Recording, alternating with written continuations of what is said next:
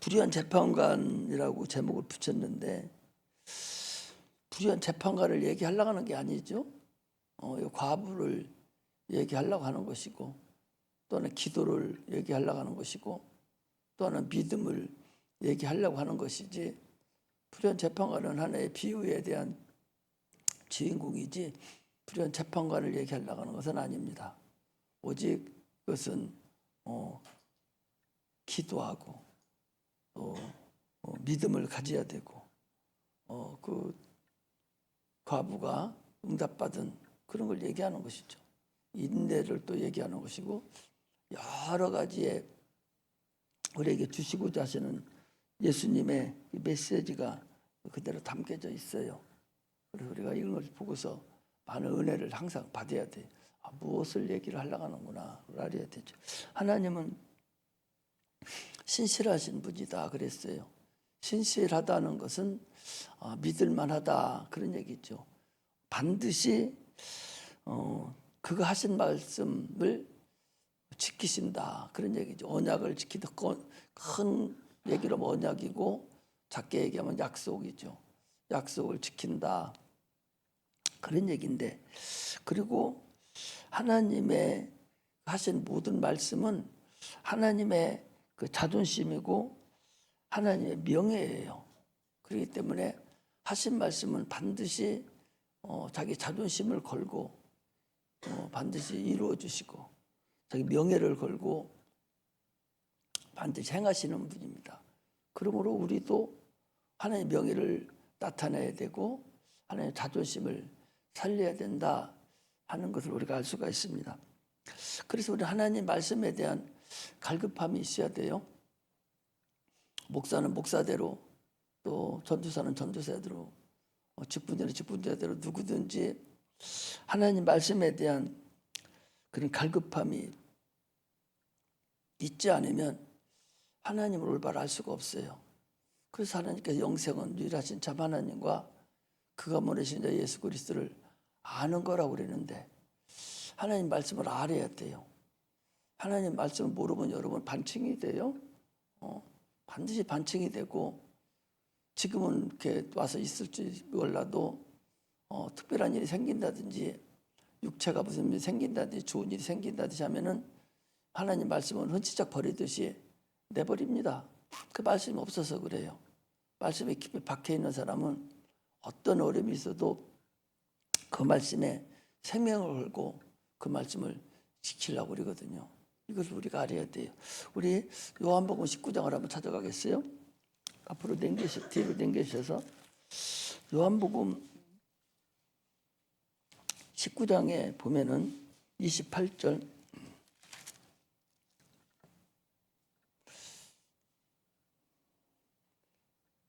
요한복음 19장 28절에 보면은 28절에서 30절까지 읽겠습니다. 이후에 예수께서 모든 일이 이미 이룬 줄 아시고 성경으로 응하게 하려 하사 가라사대 내가 목마르다 하시니 그 신포도가 가득히 담긴 그릇이 있는지라. 사람들이 신포도주를 먹으면 해웅을 우슬초에 메어 예수 입에 대니 예수께서 신포도주를 받으신 후 가라사대 다 이루었다 하시고 머리를 숙이고 영원히 돌아가시니라 그랬어요. 말씀의 갈급함에서 왜 이 말씀을 하느냐. 예수님께서는 우리 인류의 모든 갈급함을, 목마름을 다 감당을 하신 분이죠. 거기 보면은 이후에 예수께서 모든 일이 이룬 줄 아시고 이룬 줄 안다 하는 것은 이제 창세기부터 시작해서 더 나아가서는 영원절에서 시작했던 하나님의 의를, 하나님의 의지, 뜻의시죠. 오를 의죠. 뜻의를 이루시는 의. 이게 하나님의 의를 이루시는 것이 이제 마지막이다. 이 해용을 찍어서 이제 다 이루시기를 목마르다 이 말씀으로 매듭을 다 치는 거예요. 치고서 그 다음 마지막에 보니까 30절에 다 이루었다. 이것이 이제 예수님의 십자가 7원이다 해서 이제 나오는 것인데, 예수님께 이 신포도주라는 얘기는 율법을 얘기도 해요. 율법을 얘기도 하기도 하고 우리가 신포도주가 또 있죠. 우리 예수님께서도 새포도주와 묵은 포도주 그 얘기하고 있지 않습니까? 그렇게 하듯이 이 사람들은 예수님은 신포도주 율법을 다 이루셨어요. 이루시고 이제 끝냈습니다. 이제 우리는 무슨 포도주를 예수님께 드려야 되냐? 다시 오실 주님께 우리는 새포도주 복음, 신약, 새포도주를 하나님께 드려야 된다 하는 것을 또 여기서 우리에게 말하는 거예요. 하나님의 말씀에 대해서 내가 참으로 목마름이 있어야 돼. 하나님 말씀에 대해서 내가 생명으로 여겨야 돼요. 이거 하야만이 이 목마름이 있어야 되지. 이걸 알려고 무던한 노력을 해야 하나님이 알려주시지. 절대적으로 여러분 건성으로 해서는 알려지지를 않고 들려지지도 않고 헛고생하는 거예요. 모든 건 마찬가지예요. 특히 하나님 말씀에 대한 목마름. 이것은 세상이 열조각 나도 반드시 이 목회자들이라든지 이 직분자들이 가져야 될, 그래도 적어도 하나님의 자녀라면 이걸 가져야 돼. 그러기 옛날에는 이것을 위해서 어디 부흥회도 하면 뭐 산 2개, 3개씩 넘고도 막 쫓아다니고, 아무리 너무 멀어도 밤 12시에 가도 막 가서 하나님 그 말씀에 목마름이 있어서 주를 만나려고 하고, 그런 자에게 하나님께서 만나게 해주시지, 그렇지 않으면 여러분 만날 길이 없어요. 내가 여러분들에게 유언같이 얘기를 하는 거예요. 다시 또 얘기할지 안 할지는 모르지만 반드시 하나님 말씀에 대한 목마름. 그래서 어디 가서든지 하나님 말씀을 알으려고 노력하고 깨달으려고 그리고 성경을 자꾸 읽고 모르면 또 알으려고 하고, 그렇게 하지 않으면 하나님 안 알려줘요. 이게 비밀이기 때문에 여러분들은 반드시 하나님 말씀을 알려고 무둔한 노력을 해야 된다. 우리가 지난주에 한 누가복음 16장에 나온 그 부자가 나와요. 부자와 거지 나사로가 나오는데 거기에서도 그런 게 나왔죠. 부자가 불꽃 가운데에서도 참으로 그 육체의 목마름, 아마 그것은 영혼의 목마름이겠죠. 그 목마름, 뜨거운 불 속에서의 그 육체가 있을 때는 마음껏 물을 마시고 풍요함을 살았지만, 그 육체가 끝나고 난 다음에 그 영혼의 목마름, 그 불꽃 가운데서 참으로 물 한 방울도 없어서 고민하고 고통 중에 있는 그것을 주님께서 해결하셨다, 그 소리예요. 이게 주님의 목마름의 해결이라는 것을 알아야 돼. 오죽 했으면 그 나사로 거지인데 거기 손가락에 물 한 방울이 없어서 고통하는. 그러니까 우리가 지옥 가는 사람들의 그 목마름이란 형용할 수가 없는 거죠. 그 목마름을 주님께서 마지막 해결하신 거예요. 인류의 목마름을 주님께서 마지막 해결을 하시는 것을 우리가 볼 수가 있습니다. 얼마나 그 목마름이 여러분 무서운가, 얼마나 무섭냐, 견딜 수 없는 그 얼마나 무서움이냐. 불꽃 가운데서, 뜨거운 불꽃 가운데서 그 목마름이 어떠냐. 참으로 이것을 우리가 알아야 돼요. 지옥 가는 사람들 이걸 알아요. 이 부자는 육체가 있을 때는 마음껏 물 마시고 살았지만은, 그러나 육체가 끝난 다음에 목마름이란 형용할 수 없는 엄청난 그런 무섭고 참으로 생명의 목마름이 그에게 있다는 사실을 알아야 돼요. 그것을 주님께서 해결하셨다, 그런 말씀입니다. 육체의 목마름 같이 참으로 영혼의 목마름이 있어야 돼. 그게 말씀의 목마름이다라고 말씀을 드립니다. 내가 지난번에도 말씀을 드렸잖아요. 껄떡거린다. 여러분 껄떡거린다고 해도 여러분 그 이해를 못해요. 요즘은 다들 잘 살고 배고파서 이렇게 하는 사람이 없으니까 밖에다가 삼겹살 다 구워놓고도 와서 먹으라 해도 안 먹잖아요. 옛날 같으면 몇 터져요. 여기 몇 터지지. 애들 막 없어서 막 바글바글 하니까. 근데 지금은 안 그래요. 그러니까 목마름이 없는 거예요. 배고픔이 없는 거예요. 하나님이 필요 없어. 예수도 필요 없는 세상이 되었다. 그렇게 알 수가 있어요. 옛날에 여러분들 오래되신 분들 전사님들 알걸, 형이라는 그 연속곡이 있어. 형하고 동생하고 이렇게 형이라는 그 연속곡이 있어요. 형이라는 연속곡이 있는데 얼마나 가난한지 동생이 막 배고프다고 막 그러면 형이 그래요. 물 먹으라고. 물 먹으라고. 배가 고프 물은 많이 있으니까.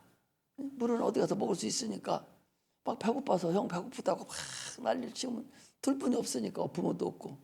그러니까 배고프다고 막 그러면 우리 물 먹으러 가자고. 물 먹고. 그리고 배를 채우는 거예요. 얼마나 배고프면 먹어야 사는데 물이 죽겠으니까 물을 먹는 거예요. 그런 연속곡이 옛날에 뭐 30년 됐나 50년 된 연속곡이 옛날에 있었어요. 그때는 흑백 테레비에다가 참으로 보잘것없는 상태였는데도 참 지금 생각해도 그때 시대 그 당시 시대의 사회의 풍자를 그렇게 이제 해놓은 그런 형이라는 여러 지금도 아마 인터넷 치면 나올 거요. 그걸 보면은 참 그때하고 지금은 하늘과 땅 차이가 나죠. 그런 배고픔, 목마름이 내 영혼이 하나님에 대한 목마름 또는 하나님 말씀의 목마름, 참 사모하고 알려고 하고 막 그렇게 할 때에 하나님은 가르쳐 주시죠. 건성으로 하려고 하면은 절대적으로 여러분 배울 수가 없어요. 그걸 우리가 알고서 신앙생활을 여러분 해야 됩니다. 그렇지 않으면 나는 늦게 시작한 목회잖아요. 50살에 시작했으니까 나보다 먼저 된 사람은 다 30년, 나 목회 시작할 때 내 친구들은 다 20년 전에 목회를 다 20년 전, 25년 전 목회해서 감리교 같으면 감리사 감이 돼 있고 자기들 목사들끼리 보면은 참으로도 참에 고참 쪽에 해당되는 그런 상태였었는데 나는 그때서 초신자 들어왔으니까 참으로 얼마나 모르고 시작을 했겠어요. 그 목마름이란 참으로 말할 수 없을 만큼 하나님의 말씀에 대한 사모함이 얼마나 많았는지 사모녀가 우리 사모가 나를 따라주고 같이 했기 때문에 오늘 해왔지. 그 백독쌤이라도 지난번에 한번 말씀드렸잖아요. 서울에 가서 참으로 마지막 기차죠. 마지막 기차 그 못 타면은 못 와요. 그러니까 막 전철을 2번 갈아타면서 막 뛰어서 타고 그래서 막 올라와 보면 차가 막 이제 저기 기차 저기 이제 출발하려 하는 거예요. 그저 막 뛰어들어 자기를 백두세미로 마칠 때까지 하는 거예요. 그렇게 하고 다니고 했기 때문에 이 오늘의 내가 있었지. 그렇지는 벌써 그만뒀을 거예요. 많은 목사들이 그만뒀으니까. 이처럼 여러분들 말씀에 대한 사모함, 성경에 대한 사모함이 있어야 돼요. 그래서 시편 42편 1편에 보면 사슴이 시냇물을 찾듯이 내 영혼이 주를 찾기를 갈급하나이다 라고 이 다윗이 그랬어요. 다윗을 하나님 참으로 하나님 마음에 합한 자다 그랬습니다. 다윗은 참으로 나쁜 사람이죠. 얼마나 나쁜 사람이에요. 자기를 왕시켜줬는데 하나님 왕시켜줬잖아요. 그 참으로 말째고 참으로 양이나 지키는 별것도 없는 것을 그 한번 골리앗 장군 하나님에 대한 그 깊은 신앙이 있어서 그 골리앗을 물리치고 난 이후에 하나님께서 그를 왕시켜줬는데 그런데도 불구하고 얼마든지 다른 여자 데려다가 살 수도 있는데도 불구하고 자기 부인이 많이 있는데도 불구하고 그 밧세바라는 여자를 갖다가 우리아의 아내죠. 간음하고 그 남편도 또 죽이고 얼마나 악독한 사람이에요. 그럼에도 불구하고 하나님께서 그를 내 마음 합한 자다 하는 것은 그가 회개할 줄 알고 하나님을 사모하고 그 하나님이 자기 안에 있는 것을 항상 감사 여기고 혹이나 잘못해서 내 하나님이 내 안에서 떠날 것을 막 무서워하고 두려워하는 그런 자라는 거죠. 그러니까 자기가 그 나단 선지자한테 한번 잘못했다고 그 얘기를 듣고서는 얼마나 울고 울었는지 자기 시에는 뭐라고 적어있어요? 침상이 적신다고 그랬어요. 자기 침대에 이불이 적는다는 거예요. 이 정도로 회개하고 하나님 마음에 하나님 혹이나 그가 내 마음에서 떠날까 싶어서 하나님 지금으로 말하면 성령이죠.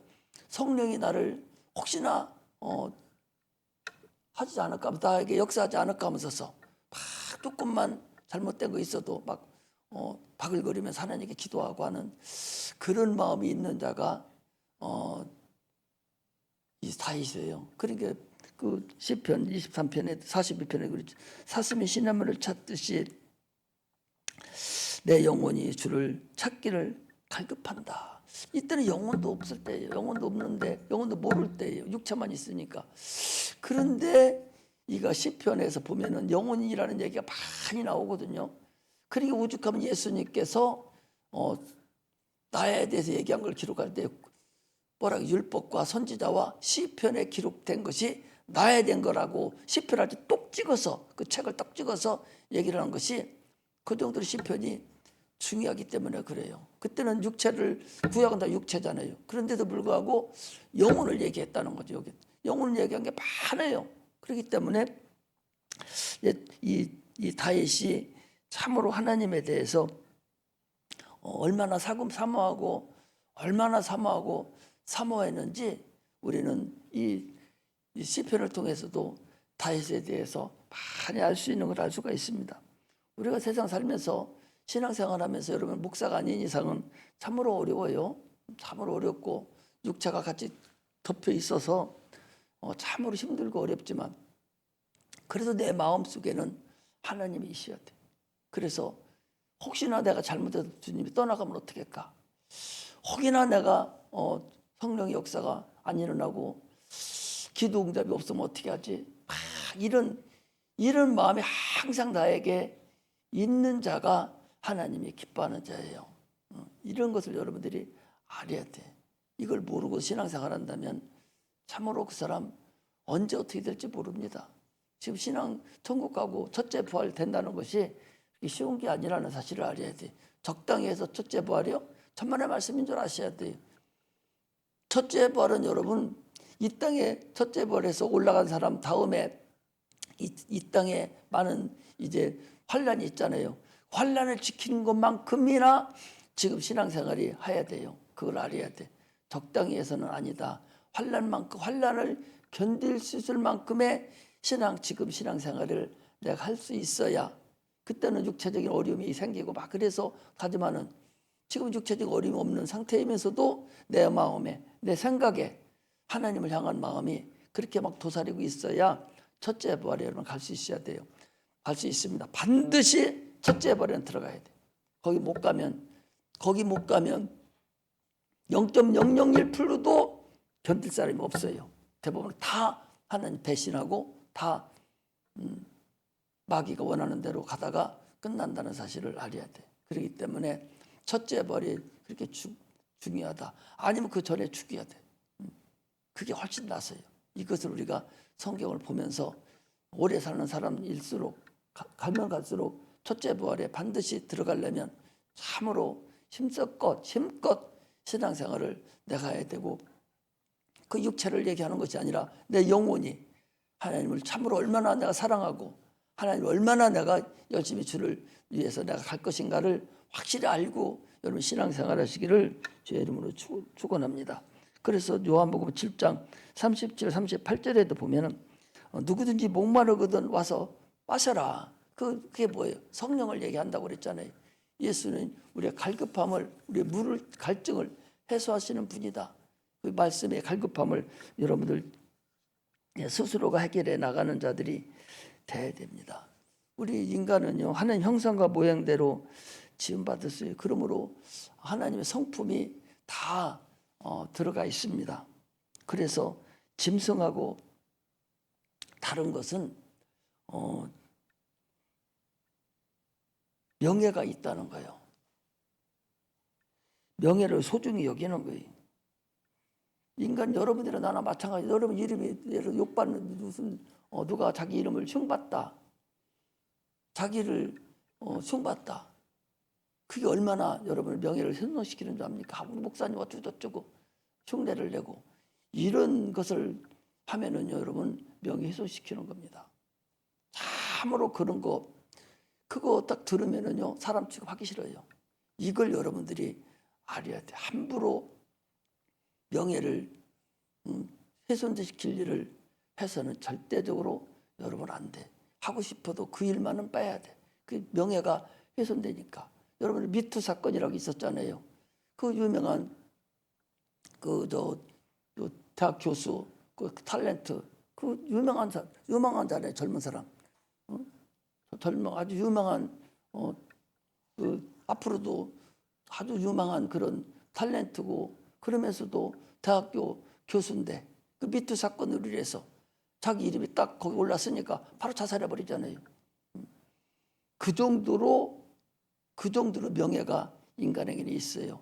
하나님께서 명예를 존중하듯이 우리 하나님의 성품이 우리 안에 들어 있는 거예요. 그래서 여러분들 절대로 인간끼리 서로 성도끼리도 친구끼리도 절대 명예를 훼손하는 일을 해서는 안 돼요. 입으로라도 흉내라도 절대적으로 그거 훼손시키면은 용서함이 없어요. 하나님도 마찬가지. 명예는 절대 명예를 존중해주고 칭찬해주고 명예를 나타내주고 그러는 건 몰라도 명예를 훼손시킨다? 그건 용서함이 없습니다. 그걸 알아야 돼.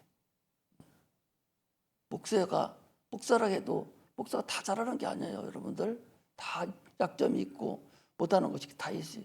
그런 걸 가지고서 그 명예를 훼손시키고 흉내를 내고 이러고 저러고 이런 것을 하면은 여러분 용서 없습니다.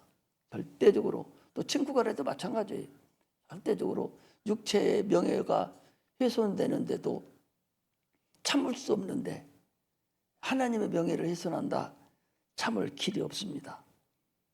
이걸 우리는 여러분 다른 사람의 명예를 그래 절대적으로 훼손해서는 안 된다 하는 걸 알아야 되고 또 자기 명예를 소중히 여길 줄을 알아야 돼. 그래 명예는 어디에 있냐? 이름에 있어요. 직접 대놓고 얘기 안 해도 어떤 목사님 이름 대면서 얘기한다든지 누구 이름 대면서 얘기한다든지 이런 것은 그 본인한테 직접 얘기 안 해도 그 이름이 훼손을 당하는 거예요. 그래서 하나님의 이름도 동일합니다. 하나님의 성품이 우리에게 와 있어요. 그래서 하나님의 이름에는 하나님의 자존심이 있고 하나님의 명예가 있는 거예요. 그 하나님의 이름을 가지고 오신 분이 누구예요? 예수잖아요. 예수 그리스도께서 하나님의 아들로서 하나님의 이름을 가지고 오신 분이에요. 그래서 뭐라고 그랬어요? 자기 이름을 위하여 의의 길로 인도하시는도다. 자기 이름을 위해서 하나님의 이름을 위해서 자기 이름을 위해서 의의 길로 하나님의 옳을 의와 뜻의와 옳을 의를 의의 길로 인도하시는도다 라고 시편 13편 3절에 이 다윗이 그랬어요.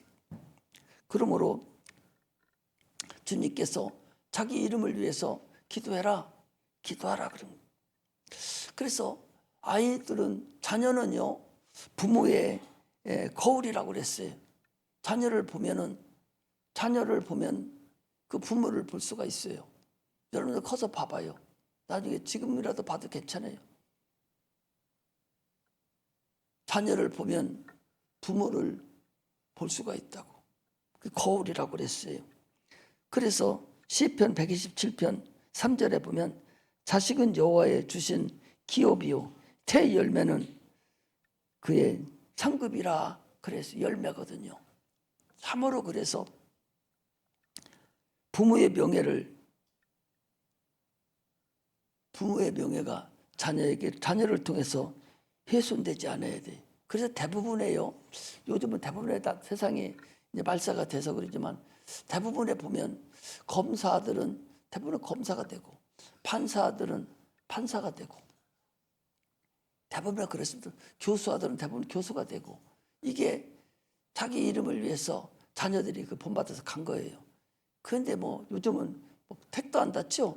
오히려 그놈들이 더 나쁜 놈들도 더 많죠. 그리고 부인은 아버지는 별 볼일 없는데 자녀들이 잘된 사람도 또 있기는 해요. 요즘은 그렇지 않지만, 그러나 전에는 그렇지 않았습니다. 또 지들끼리 결혼하고, 그래서 그 인생의 육체의 삶에서 3%, 15% 안에 그들이 들어갑니다. 그 자기 때 자기 스스로가 이루어져 만들어가는 하나의 그런 과정들이라고 이렇게 볼 수가 있습니다. 우리는 우리 때에 우리 과정, 우리를 통해서, 우리 젊은 사람, 당신들을 통해서 자기 가정이 새롭게 시작되는 겁니다. 절대적으로 여러분, 지금 살아갈 때는 형제들이 중요하잖아요. 형제가 중요해요. 형제들 속에서 같은 입을 먹고 살지만 결혼 딱 한과 동시에는 끝이에요. 돈 10,000원만 빌리려고 해도 빌리기 어렵고, 내가 어려운 일이 있어서 돈 좀 빌리려고 해도 남같이 남만 또 못합니다. 더 어렵다는 걸 알아야 돼. 그런데 그것도 모르고 지금 형이 어떻게 해주겠지, 동생이 어떻게 해주겠지, 누나가 어떻게 해주겠지, 이게 착각하고 살아요. 엄마는 내가 돈 필요할 때쯤에 엄마 아빠는 그때는 힘없는 호랑이에요. 아무 의미가 없다고. 해주기만 바라는 것이지 의미가 없어요. 그리고 자기 인생 자기가 살아가는 거예요. 그래서 애기들한테 미리 가르쳐 주는 거예요. 내가 지금 우리 학생들 있잖아, 가르쳐 주는 거예요. 너 지금 소용없는 소리, 네가 안 하면 너 대학교 딱 끝나고 나면 너는 네 생각이요. 네가 벌어서 용돈 쓰고 살아가야지. 대학교를 맡은 놈을 갖다가, 군대 갔다 온 놈을 갖다가 엄마가 용돈 줘요? 게임도 안 됩니다. 그게 끝나는 거예요. 자기가 자기 인생 살아가는 거예요. 누구도 자기 거 더 안 도와줘요.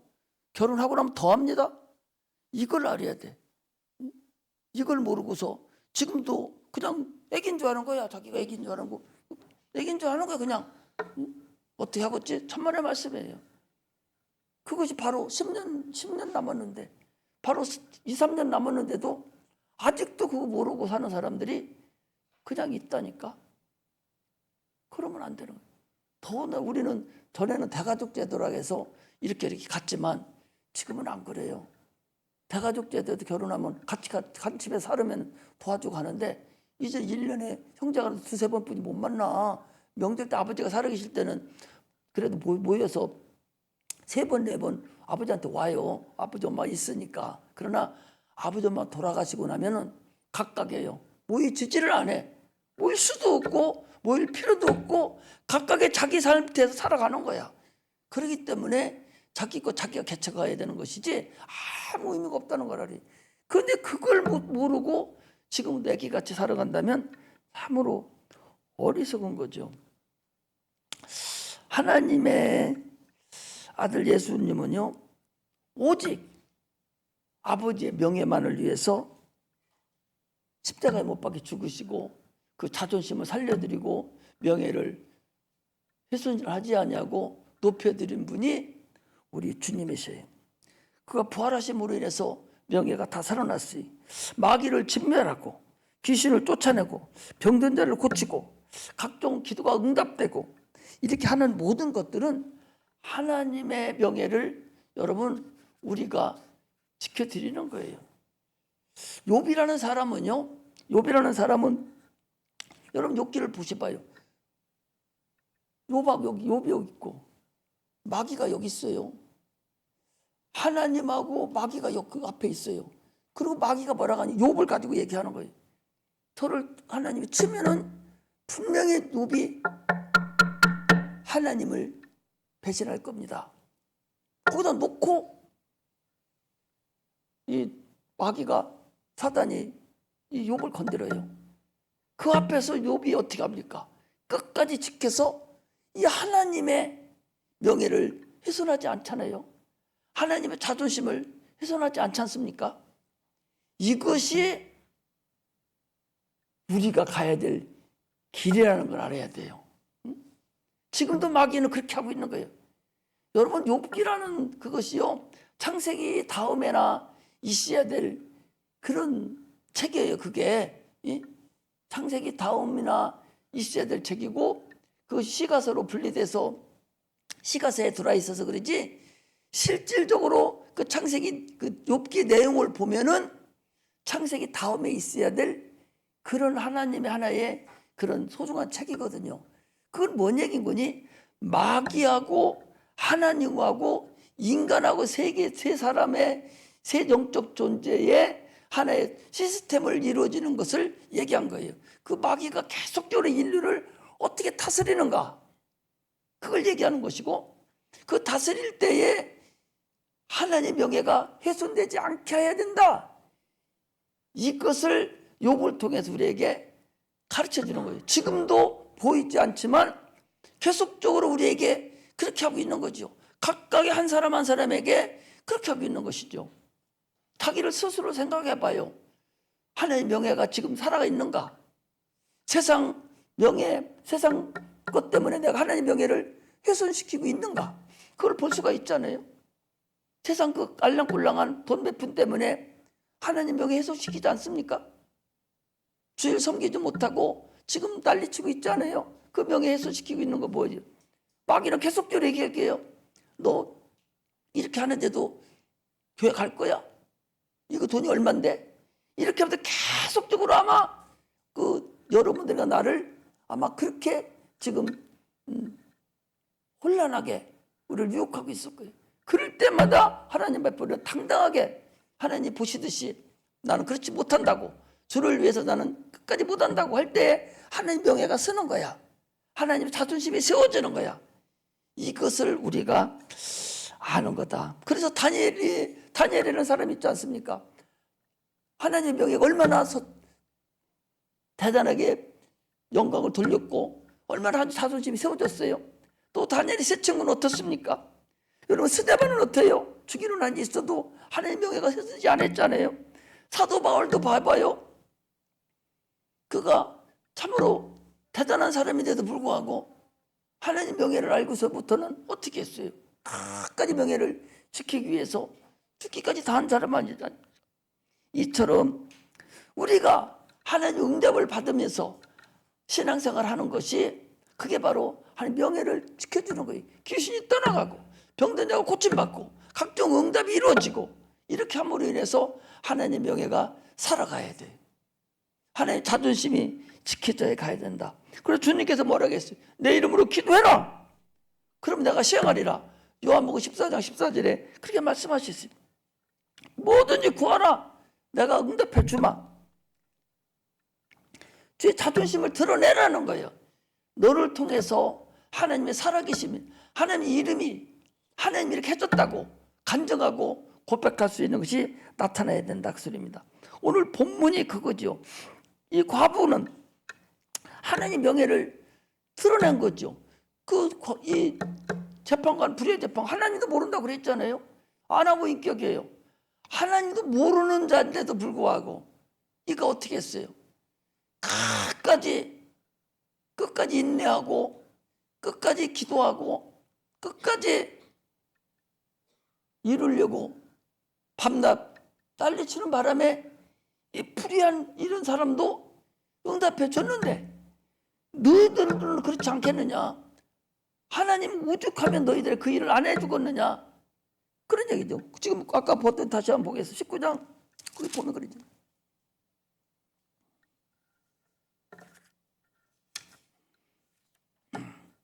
18장 보면 거기 있잖아요. 불의한 재판관의 말을 들으라. 하나님 그 밤낮 부르짖는 택한 자들이 원한을 부르지 않겠느냐? 그 재판관이 뭐라고 얘기했는가? 뭐라고 말했어요? 이 과부가 나를 번거롭게 하니 내가 그 원한을 풀어주리라. 그렇지 않으면 너로 와서 나를 괴롭게 하리라. 뭐라고 하는 거예요? 계속 기도하라는 거 아니에요? 하나님이 귀찮게 여길 정도로, 너 같은 것이 무슨 나한테 이런 걸 달라가느냐? 너같이 못된 놈이, 너같이 참으로 그런 불의한 놈이 나보고 이렇게 달라가느냐? 그렇게 할지라도 하나님 아버지니까 해주세요. 끝까지 하면은 그 불의한 놈, 하나님도 모르는 놈도 지가 귀찮아서 들어줬는데 하물며 밤낮 부르짖는 택한 자들이 원한을 풀어주지 않겠느냐. 택한 자들 밤낮 부르짖는다. 밤낮 부르짖는 게 뭐예요? 밤낮 계속적으로 부르짖는 걸 얘기하는 거잖아요. 밤이고 낮이고 계속적으로 부르짖는 걸 얘기하는 거잖아요. 인내하면서 계속적으로 응답이 될 때까지 부르짖는 거.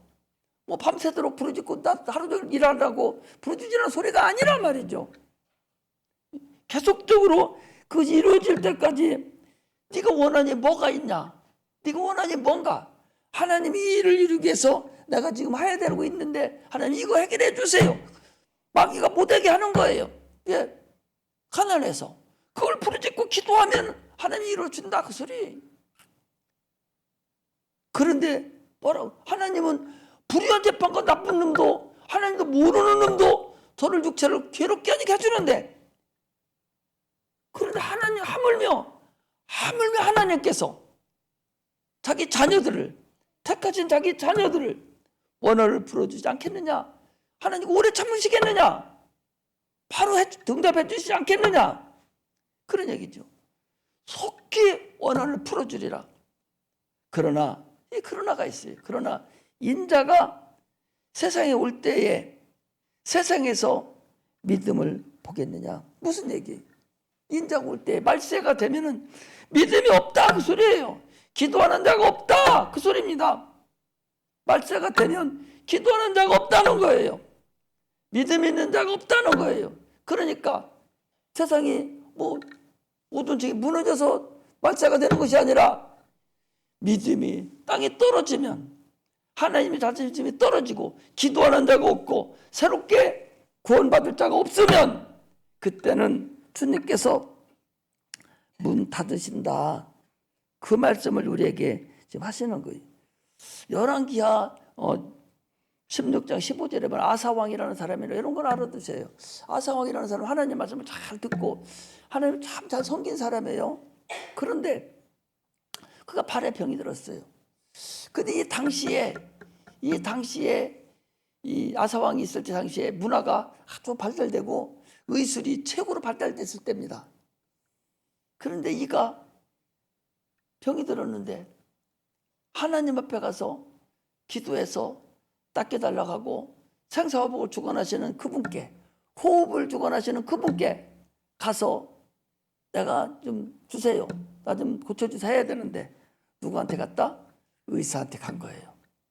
하나님이요, 하나님이 의사만 또 못하다. 여러분 확실하게 알아야 돼.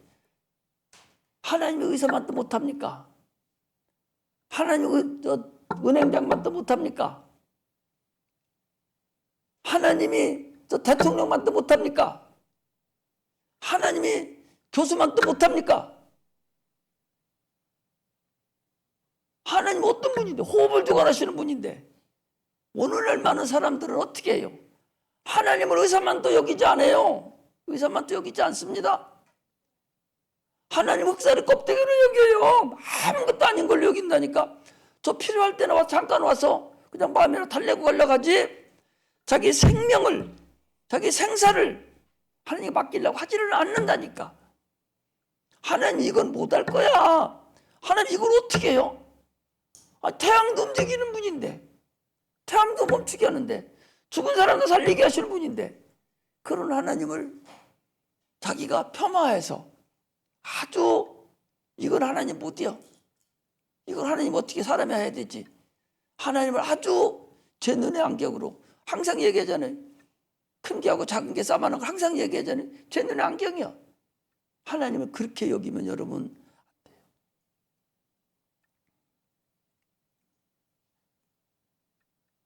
인자가 올 때 믿음을 보겠느냐?